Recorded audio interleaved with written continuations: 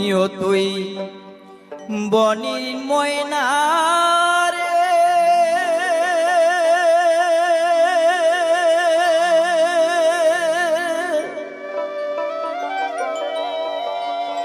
ইয়ো তুই বন গেল চলিয়া,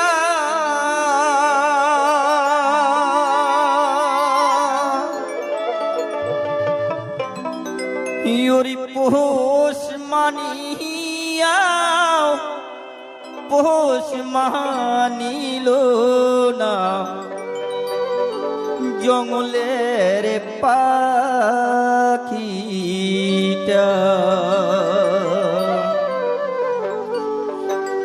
ইয়োরি পোষ মানিয়া পোষ মানিল না জঙ্গলের পাখিটা, ইয়ো তুই বনির ময়না রে,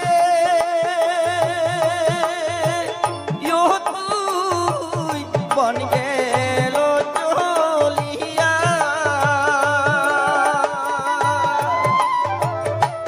তোরে পোষ মানিয়া পোষ মানিল না জঙ্গলের পাখিটা,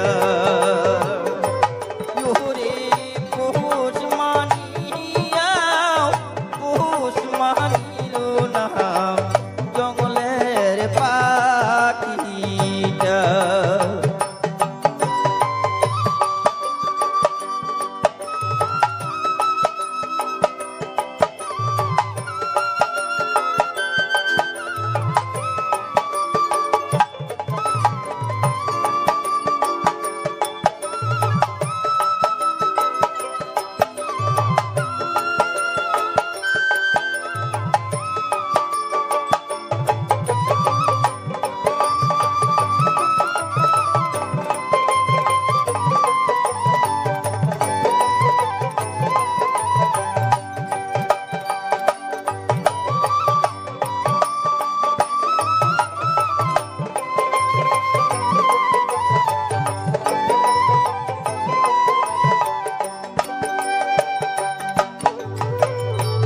ছোট থাকি পুষিনু পাখি তো কতই যতন করিয়া,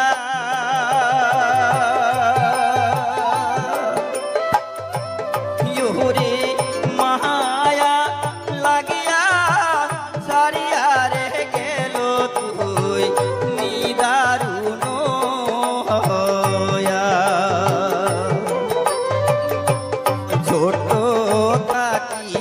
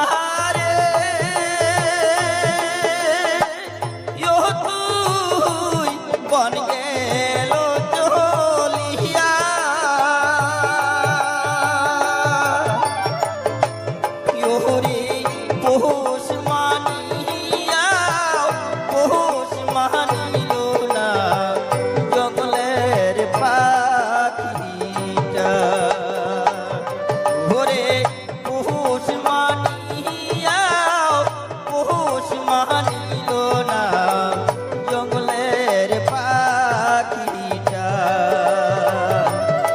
হরি পুষ মানিয়া পুষ মানিল না জঙ্গলের পাখিটা।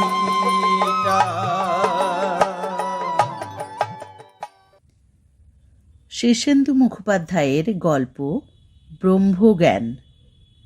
উদ্ধব বাবাজি সকালবেলা উঠে প্রাতকৃত্যাদি জপ তপ এবং চা আর বিস্কুট দিয়ে পারণ করার পর দুহাতের আঙুলে লম্বা কাঁচা পাকা দাড়ি আঁচড়াতে আঁচড়াতে বললেন, ওরে নেতাই, আমার যে ডাক এসেছে রে। নেতাই উঠোনের উত্তর কোণে তার সাদা গরুটার দুধ দোয়াচ্ছিল। কথাটা শুনে শশব ব্যস্তে বালতি হাতে উঠে পড়ে ভারী দুশ্চিন্তার গলায় বলল, সে কি বাবাজি, আপনি এত তাড়াতাড়ি পরলোকে পাড়ি দিলে আমাদের মতো পাপি তাপির হবেটা কি? উদ্ধব বাবাজি একটু গরম হয়ে বললেন,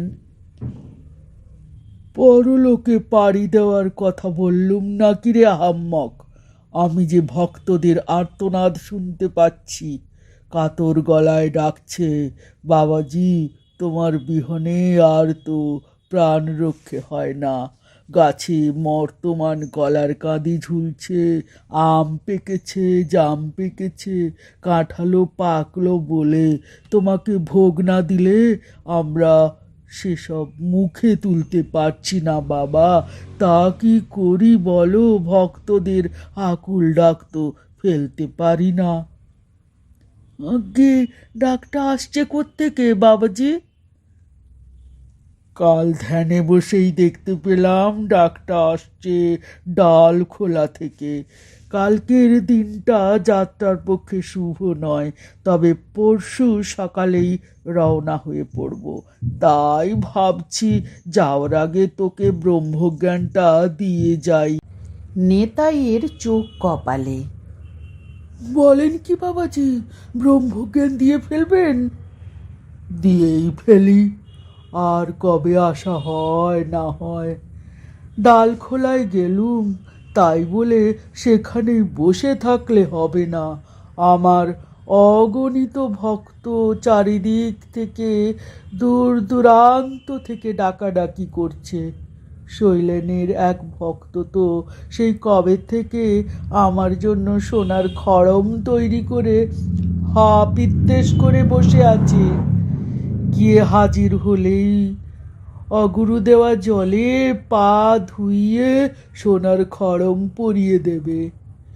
চকবেড়ের সীতারামের বউ নন্দরানী মুক্তোর মালা পরিয়ে চরণ পূজা করবে বলে কবে থেকে পথ চেয়ে বসে আছে।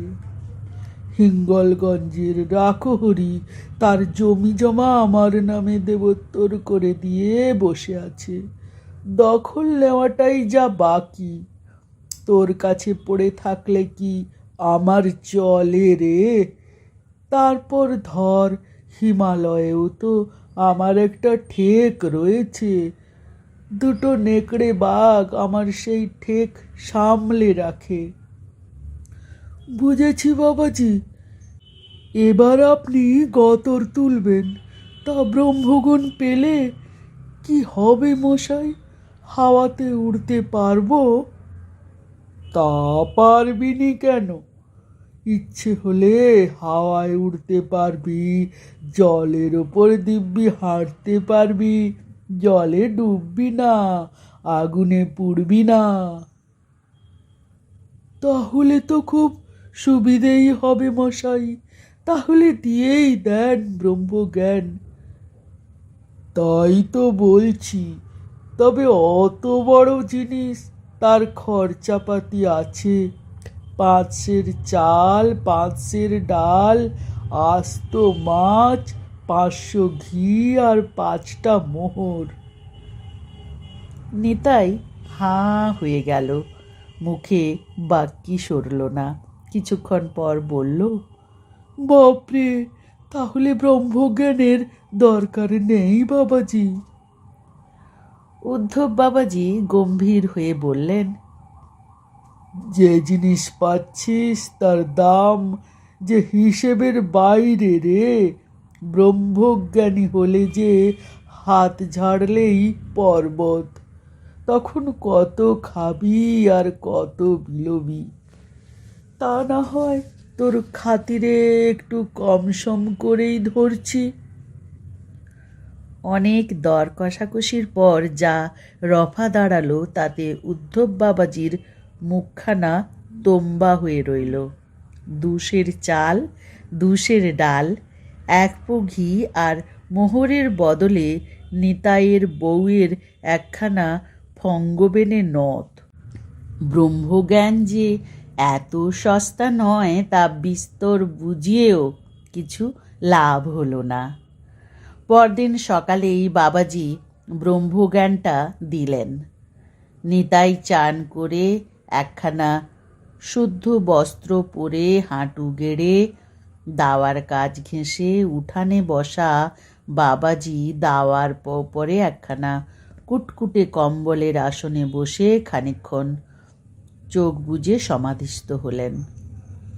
তারপর বিরাট একখানা হাই তুলে গাল বাদ্য করার পর বিদঘুটে সব মন্তর গুনগুন করতে করতে নিতাইয়ের কপালে ডান হাতের বুড়ো আঙুলটা চেপে ধরলেন। বেশ অনেকক্ষণ ঠেসে ধরার পর বললেন, কিছু টের পেলি? নিতাই আমতা আমতা করে বলল, আগে তেমন কিছু নয়, একটু যেন গরম লাগছিল। বলে খুব গম্ভীর মুখ করে কিছুক্ষণ আনমনে চেয়ে থেকে বললেন, তোর ভিতরে তো গলা অবধি চকচক করছে, ওর মধ্যে কি আর ব্রহ্মজ্ঞান সেঁধতে চায়? ক্রিয়া হতে সময় লাগবে। পাপের চাপে ব্রহ্মজ্ঞানটা গুটলি পাকিয়ে ভিতরে বসে আছে। জপ ত্যাপ চালিয়ে যা, এক সময়ে ব্রহ্মজ্ঞান দুম করে ফাটবে, তখন আর তোকে পায় কে? নিতাই একটু হাত পা ঝাড়া দিল, নিজের মাথা একটু চাপড়ালো, চোখ কচলে চারদিকে ভালো করে চাইল। তেমন কিছু হেলদোল বুঝতে পারল না। বলল, বাবাজি, ব্রহ্মজ্ঞানটা কবে নাগাদ ফাটবে বলে মনে হয়? ওর কি আর ঠিক আছে? কালও ফাটতে পারে, আবার 2-4 দিন, মাস, 2-4 মাস পরেও ফাটতে পারে, 2-4 বছরও লেগে যেতে পারে। তবে ও হলো মোক্ষম জিনিস। একবার যখন ছুঁচ হয়ে ঢুকেছে তখন ফাল হয়ে বেরোবেই। দ্বিপ্রহরে আহারাদি ও বিশ্রামের পর উদ্ধব বাবাজি ডালখোলা রওনা হয়ে গেলেন। নিতাইয়ের বউ সরস্বতী বলল, ব্রহ্মজ্ঞান না ছাই, তোমাকে তো সেই চোরের মতোই দেখাচ্ছে। মিছিমিছি আমার নথটা গেল, 5 রতি সোনা ছিল ওতে। নিতাইয়েরও মনটা একটু কিন্তু কিন্তু করছিল। ব্রহ্মজ্ঞান বলে কথা, সেটা ভেতরে ঢুকলে তো আর কিছু হোক না হোক, কাঁপুনি দিয়ে জ্বর আসুক বা ভেদবমি হোক কি পিত্তশূলের ব্যথা হোক, কিছু তো একটা হবে। তা তো হচ্ছেই না। তারণ গাঙ্গুলির বাড়িতে নতুন জামাই এসেছে অষ্টমঙ্গলায়। যে সে জামাই নয়, রীতিমতো মালদার মানুষ। হাতে হিরে, মুক্ত আর পান্নার আংটি, গলায় 3 ভরি সোনার চেন, দামি ঘড়ি। এসেই খুব টাকা ওড়াচ্ছে। 3 শালিকে 3খানা বেনারসি, শাশুড়িকে গরদ, শ্বশুরকে মুগার পাঞ্জাবি আর কাচি ধুতি, শালাকে প্যান্ট আর শার্ট, সবাই ধন্যি ধন্যি করছে। নিতাই জামাইটিকে দেগে রেখেছিল। গতকালই হয়ে যেত, শুধু ওই ব্রহ্মজ্ঞানের ফেরে পড়ে হয়নি। নতুন বর বউয়ের ঘরে নিশুদ রাতে গিয়ে সুবিধে নেই। তার বকবকম অনেক রাত অবধি চলে, তাই নিতাই রাত 2টো অবধি মরার মতো ঘুমোলো। তারপর যন্ত্রপাতির থলিটা নিয়ে বিষয়কর্মে বেরিয়ে পড়ল। তাদের সমাজে নিতাইয়ের তেমন নাম ডাক নেই। লোকে আড়ালে বলে, নিতাই এখনো দুধের শিশু, আর ভাঙেনি। কথাটা মিথ্যেও নয়। বড় গোছের দাঁও সে আজ অবধি মারতে পারেনি, তবে কোনো রকমে খাওয়া পড়াটা চালিয়ে নেয় আর কি। সমস্যা হলো, নতুন বরবউ তো ঘুমোবে দেরিতে, কিন্তু গাঙ্গুলি খুড়োর আবার ব্রাহ্ম মুহূর্তে শয্যাত্যাগের অভ্যেস। কাজেই একেবারে ঘড়ি ধরে মাঝখানের সময়ের ফাঁকটুকুতে কাজ হাসিল করতে হবে। তারণ গাঙ্গুলির বাড়িখানা দিব্যি, উঁচু দেওয়াল দিয়ে ঘেরা, মাঝখানে বড় উঠোন, তার চারিদিকে 4টে দালান, বাগান টাগান আছে। আজ শেষ রাতে একটু কুয়াশাও পড়েছে, জমাটি শীত। গাছ বেয়ে দেওয়াল টপকে নিতাই বাড়ির হাতায় ঢুকে পড়ল। থলিখানা ঝোপের আড়ালে নামিয়ে শিক কাটার যন্ত্র আর প্লায়ার নিয়ে গুটি গুটি এগোতে লাগলো। বাড়ির হাল হদিস তার মুখস্থ। বরাতের দুর্গতি লেখা না থাকলে আজ কপাল খোলার কথা। মেয়ে জামাইয়ের ঘরের পিছন দিকটায় পৌঁছে সব জানালার পাল্লার খিলে হাত বাড়িয়েছে, আর ঠিক সেই সময়ে কি আশ্চর্য, পাল্লা সরাত করে খুলে গেল। থতমত খেয়ে 2 পা পিছিয়ে এলো নিতাই। লক্ষণ তো ভালো ঠেকছে না। কেউ দেখে ফেললো নাকি তাকে? সটকাবার উদ্যোগ নিয়েও নিতাই একটু থমকালো। দেখতে পেলে গেরস্ত চেঁচায়, লোক ডাকে, তেমনটা তো হচ্ছে না। নিতাই আরও 4 পা পিছিয়ে দাঁড়ালো। আচমকাই জানালা দিয়ে একটা হাত বেরিয়ে এসে একটা অ্যাটাচি কেশ গোছের কিছু বাইরে ছুঁড়ে দিল, আর বাক্সটা সিটকে এসে পড়বি তো পড় নিতাইয়ের একেবারে পায়ের গোড়ায়। নিতাই টপ করে অ্যাটাচিটা তুলে নিতেই ঘরের ভেতর থেকে হঠাৎ বিকট চিৎকার উঠল, চোর চোর চোর, ওই পালাচ্ছে, ধর ধর।